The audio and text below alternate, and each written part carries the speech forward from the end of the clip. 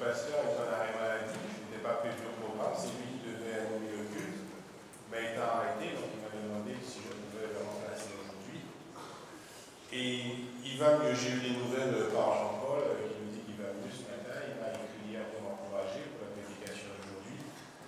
Mais je crois qu'il n'est pas le seul malade aussi, j'ai fait le point avec Jean-Paul, il y a pas mal d'entre nous, certains qui ont des difficultés, qui ont aussi des problèmes de santé. Et c'est pourquoi, avant de commencer cette méditation, je vous propose qu'on passe un moment en prière. Alors, je vous propose de rester dans la position dans laquelle on est, individuellement, chacun 2-3 minutes, à prier pour notre pasteur, qui va vieillir, mais aussi à prier pour ceux dans l'église qui sont malades. Il y a certains parmi nous qui ne sont pas connus, mais qui ont aussi des difficultés. Et je vous invite à passer un moment ensemble.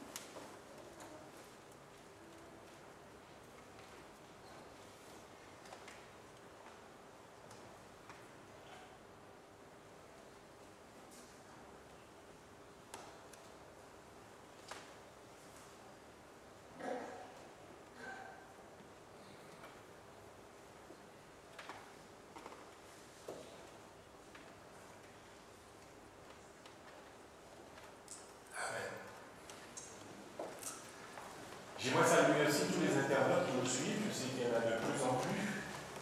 Et ce matin, le texte qu'on a lu, c'est le texte que je vous propose d'étudier, de voir ensemble. Le contexte, vous se rappelle un peu succinctement, Jésus est au pays des Géraséniens. C'est un pays non juif situé à l'est du lac de Tibériade. Il a guéri un démoniaque juste avant, et ce démoniaque, cette guérison entraîne la perte d'un important troupeau de pourceaux. L'affaire s'ébruite et les gens du pays demandent à Jésus de s'en aller. On ne veut plus de lui. Il décide donc de regagner notre livre et donc est accueilli chez les siens en présence d'une foule cette fois qui le reçoit avec joie. Et on assiste à ce texte que nous avons lu, ces guérisons que nous avons vues ensemble. Ce passage biblique est riche d'enseignements, car c'est à travers les différents miracles, guérisons relatés, mais aussi des personnages rencontrés ici que je vous invite à faire avec moi ce voyage dans le temps. Voyons ensemble les différents personnages. Vous avez peut-être noté, il y a Jairus, la femme, la fille de Jairus, la foule, les disciples, les gens de chez Jairus et Jésus. Et le récit commence par Jairus, un chef de la synagogue, à genoux devant Jésus. C'est un élément important et c'est pourquoi Marc souligne ce détail. C'est un chef de la synagogue. C'est surprenant et cela peut nous étonner. Pourquoi? Parce que Jésus n'a pas bonne réputation. Il est décrié par les autorités religieuses en place. Ces mêmes autorités qui le prennent à partir devant la foule, qui cherchent à le décrédibiliser et à retourner la foule contre lui. Et ce n'est pas la première fois que Jésus rencontre un membre important des autorités religieuses. Souvenez-vous, il y a l'exemple de Nicodème, une rencontre qui a eu lieu le soir en catimini, loin des regards des jugements, en privé. On ne souhaite pas forcément être vu en compagnie de celui qui dérange les consciences et les habitudes. Mais dans ce cas précis, il y a urgence. C'est une question de vie ou de mort. Jairus croit que le prophète de Nazareth, dont tout le monde parle, a la puissance d'intervenir. N'a-t-il pas prêché dans la synagogue de Capernaum? N'a-t-il pas guéri un paralytique qu'on a fait descendre par un toit? N'a-t-il pas fait obéir le vent et la mer?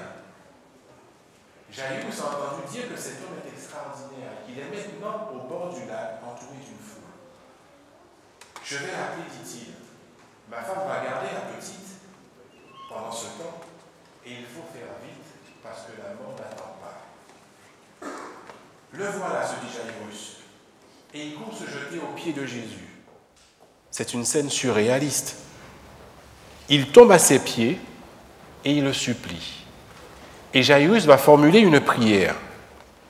Il lui dit, « Ma fille est en train de mourir. Viens, impose-lui les mains, afin qu'elle soit sauvée et qu'elle vive. » Jairus se disait que si Jésus entrait dans sa famille, dans sa maison, tout serait possible. Il faudrait que Jésus vienne vers son enfant. Ne serait-il pas le prince de la vie? La fillette est trop faible pour se lever et aller vers lui. Jésus serait certainement plus fort que la mort. Mais il faut qu'il fasse vite, car dans un instant, l'enfant fermera les yeux et pour toujours. Et Jairus semble avoir gagné. Jésus part avec lui pour aller vers l'enfant. La première leçon que nous pouvons tirer de ce texte, c'est que Jésus montre ici sa disponibilité face à la douleur, face au désespoir ou à l'espoir d'un père. Et Jésus ne lui pose pas de questions, ni de conditions. Il s'en alla avec lui. Et face à nos douleurs, nos urgences, nos besoins, le Seigneur est là, prêt à marcher à nos côtés, sans nous juger. Jésus ne nous accompagne pas parce que nous le méritons. L'accompagnement que nous voyons ici va au-delà de la miséricorde. Jésus ne voit pas en Jairus un adversaire, mais une âme qui cherche une brebis perdue qui manque à l'appel, et elle est précieuse. J'ai toujours été marqué par cette pensée en me disant que s'il n'y avait qu'une seule âme à sauver sur terre, Jésus serait quand même venu mourir sur la croix pour la sauver. Toute âme est précieuse. Et ça y est, Jairus marche avec Jésus. Il marche à côté ou il marche sur les traces. Il a formulé cette prière. Prière, prier, demander, on le voit, c'est aussi un cheminement. Car il faut replacer les choses dans le bon ordre. Quand je demande ou je prie Dieu, il n'est pas à mes ordres, mais il me fait cheminer d'un point A vers un point B, dans le but de me faire grandir.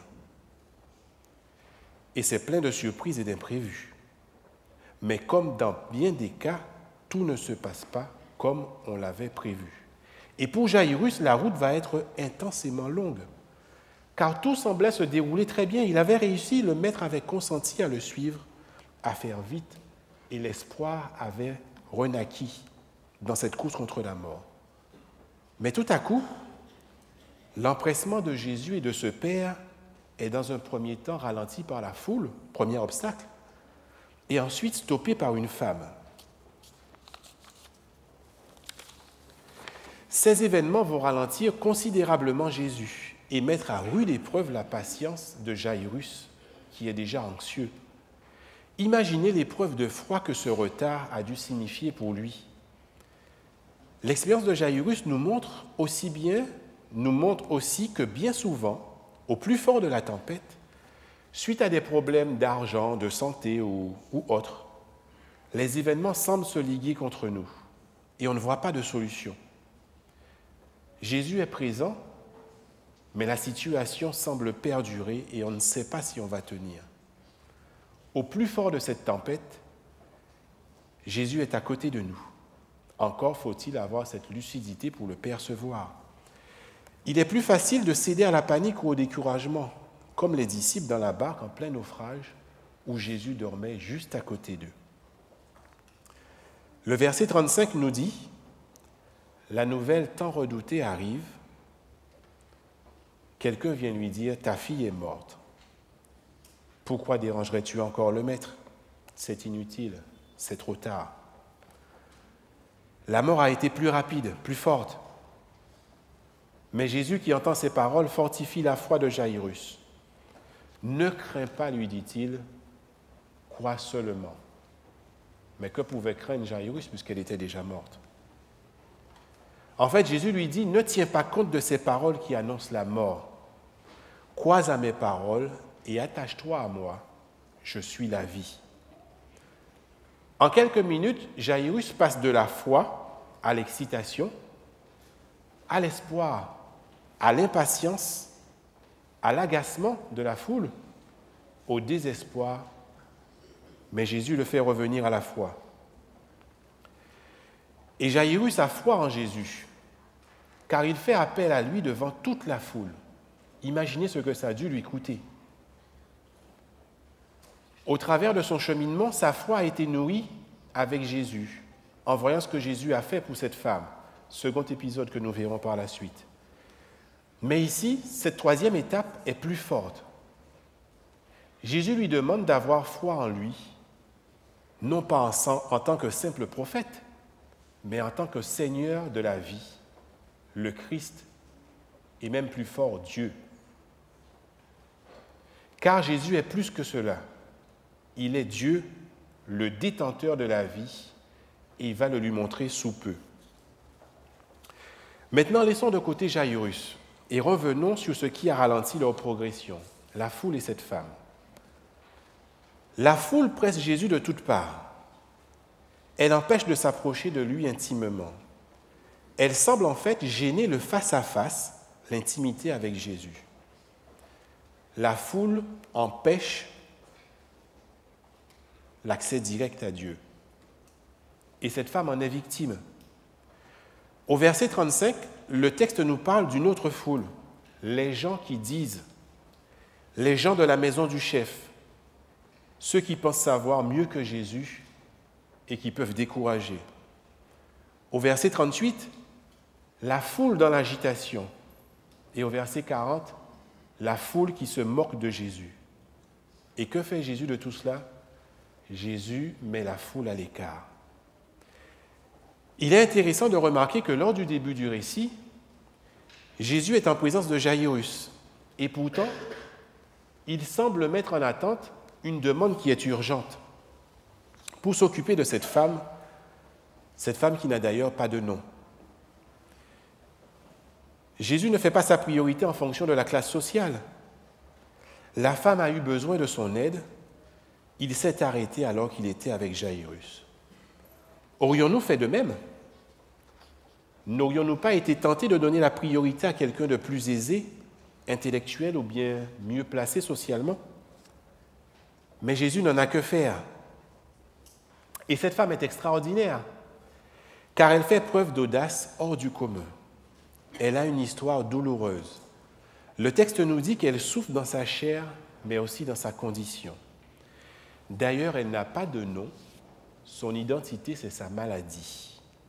On connaît sa maladie, le nombre de temps qu'elle en souffre, son parcours pour chercher la guérison, mais pas son nom.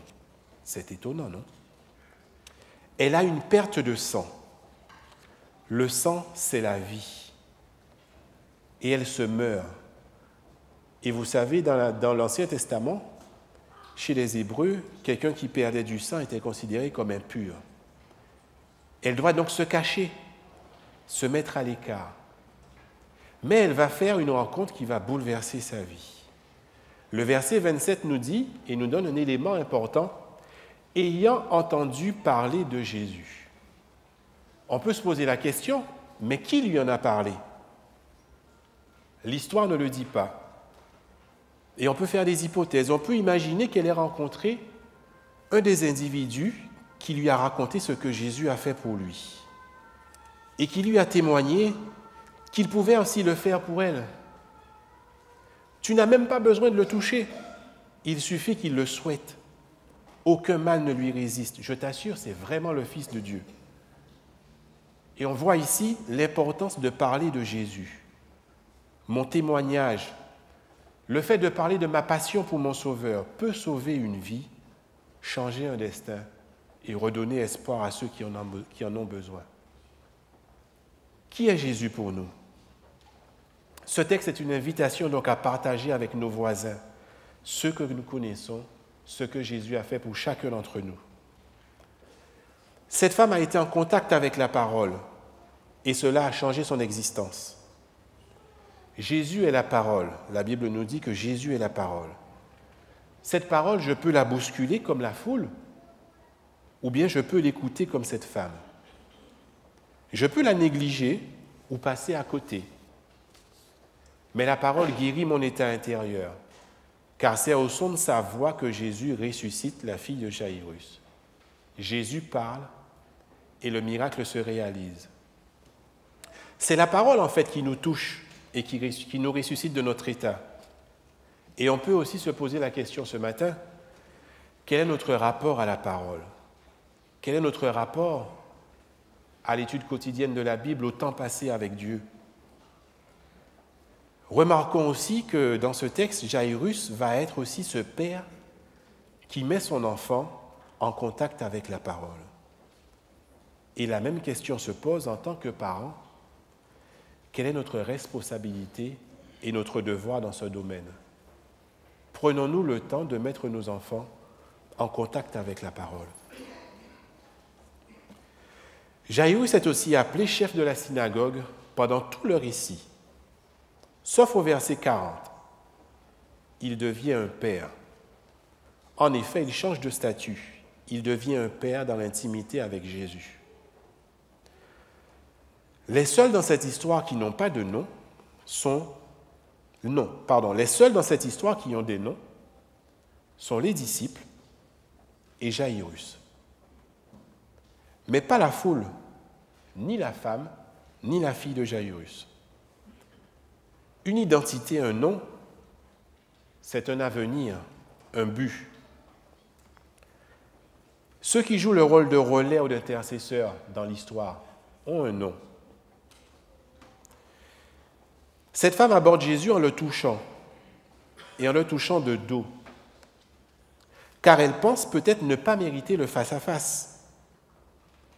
Comme on a vu, son impureté fait qu'elle vit dans l'ombre, plombée par le regard des autres, la peur. D'ailleurs, le texte nous dit, elle n'ose pas affronter le regard de Jésus, elle passe derrière. Mais elle a touché l'essentiel, le pan de son vêtement, le pan de sa robe, du vêtement de Jésus. Et ce vêtement représente la justice, ce vêtement qui me couvre, qui me protège, ce vêtement qui me purifie. Et il est bon de remarquer la réaction de Jésus face à l'impureté de cette femme. Il la reçoit. Et je dirais, n'ayons pas peur de présenter à Jésus nos impuretés. Dieu ne nous rejettera pas quand nous aurons péché. Au contraire, il est désireux d'accueillir les cœurs repentants. Au verset 33, le texte dit, elle lui dit toute la vérité. Elle confesse, elle reconnaît. Et la réponse de Jésus au verset 34, Jésus répond avec foi. Je lui réponds et met en évidence sa foi, la paix qui lui a amenée et la guérison. Cette femme n'est pas plus méritante que le chef de la synagogue. Elle n'est pas meilleure que lui. Seulement, elle a su saisir la bénédiction en attente. Et ce texte nous montre bien que les bénédictions de Dieu sont en réserve, mais nécessitent que nous ayons foi. La foi est un prérequis pour s'approcher de Dieu et recevoir. Jésus ne demande qu'à donner. D'ailleurs, il n'a même pas été actif, Jésus. La bénédiction est sortie d'elle-même, tout simplement parce que la femme a eu foi. Si on s'arrête sur les personnages, encore une fois, ce texte nous révèle plusieurs types d'approches ou de personnes qui peuvent approcher le Seigneur. Premièrement, ceux qui viennent vers lui, ceux qui ont le courage. Cette femme a passé des années à chercher. Et certains d'entre nous, ou de personnes que nous connaissons, passent aussi des années à chercher des solutions à leurs problèmes.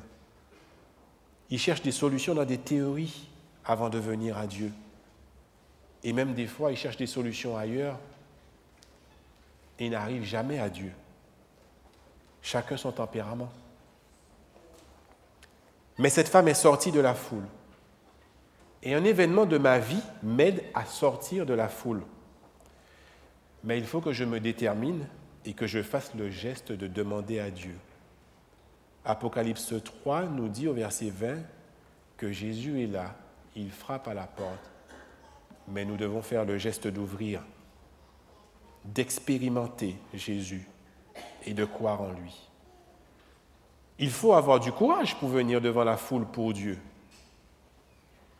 Comme Jaïrus aussi, un événement important, douloureux, grave, où je n'ai plus le choix, me pousse à sortir de la foule et à faire ce pas. Je n'en peux plus, mais j'ai tout à y gagner, à toucher la robe de Jésus. Jésus, dans son processus de guérison, il touche toutes les dimensions de notre être. Le corps, pour l'aspect physique, l'âme, pour l'aspect psychique, et l'esprit, pour l'aspect spirituel. Et si vous regardez pour cette femme, en se connectant à Jésus, elle a retrouvé une vie sociable. Parce qu'avant, elle était à l'écart. Elle tremble de peur quand Jésus demande « Qui m'a touché ?» Imaginez son état intérieur. Elle n'est même pas confiante, elle a peur de se faire découvrir. Mais Jésus lui donne l'opportunité de rendre témoignage publiquement de sa guérison. À la fois pour qu'elle retrouve l'honneur, mais aussi pour servir d'exemple à ceux qui, dans la foule, feront le pas plus tard. Et servir d'exemple aussi aux disciples qui sont à l'étude. Deuxièmement, Jésus nourrit sa vie spirituelle, car elle n'est plus la femme en perte de sang, elle devient la fille de Dieu. Et troisièmement, elle retrouve ses capacités physiques. Donc Jésus la guérit dans ces trois dimensions. Deuxième catégorie de personnes, ceux qui ne peuvent pas, parce qu'ils sont enfermés ou paralysés, ou qui ont besoin qu'on les amène à Dieu. Et c'est le cas de la fille de Jaïrus. Elle est ressuscitée. Elle a à nouveau la vie. Et nous pouvons être amenés à parler de Dieu à des gens autour de nous qui sont paralysés, qui n'ont pas la force d'aller vers Dieu, qui n'ont pas encore ce courage. Et des fois, nous sommes amenés à les porter jusqu'à ce qu'ils y arrivent. Mais remarquez, il est demandé à ceux qui sont témoins de ce miracle de continuer à la nourrir. Cela signifie qu'après le baptême, notre rôle est d'accompagner ceux qui retrouvent la vie jusqu'à ce qu'eux-mêmes, ils deviennent aussi des disciples et des relais. Et enfin, nous avons la troisième catégorie de personnes. Ceux qui forment la foule, ceux qui suivent, mais qui ne sont pas en relation intime avec le Maître. La foule qui empêche les autres d'approcher de Jésus. Au chapitre 4 de Marc, le texte nous dit que Jésus était souvent confronté à la foule. Il en avait tout le temps autour de lui. Et donc nous pouvons marcher à côté de Jésus, comme la foule, mais sans ressentir son influence. Nous pouvons parler de lui. Nous pouvons parler de religion au hasard, sans avoir une véritable fin. Je peux alors cheminer comme un badaud à côté de Jésus, sans évoluer et sans changer vraiment. Le changement avec Jésus est possible, mais cela ne dépend pas seulement de lui, parce qu'il attend. Le miracle du changement est possible, mais cela dépend de mon choix à me laisser transformer, à mon choix de sortir de la foule. Et cela passe donc par reconnaître d'abord mon état, reconnaître mon besoin d'aide, reconnaître que Jésus est le seul remède, afin qu'il m'apporte la foi et la confiance. Il faut que je fasse cette démarche d'aller ou de lui ouvrir la porte et tomber dans la dépendance totale, le lâcher-prise envers lui, et ainsi continuer mon cheminement jusqu'à la guérison et jusqu'au miracle. Puisse Dieu aider chacun d'entre nous dans ce cheminement. Amen.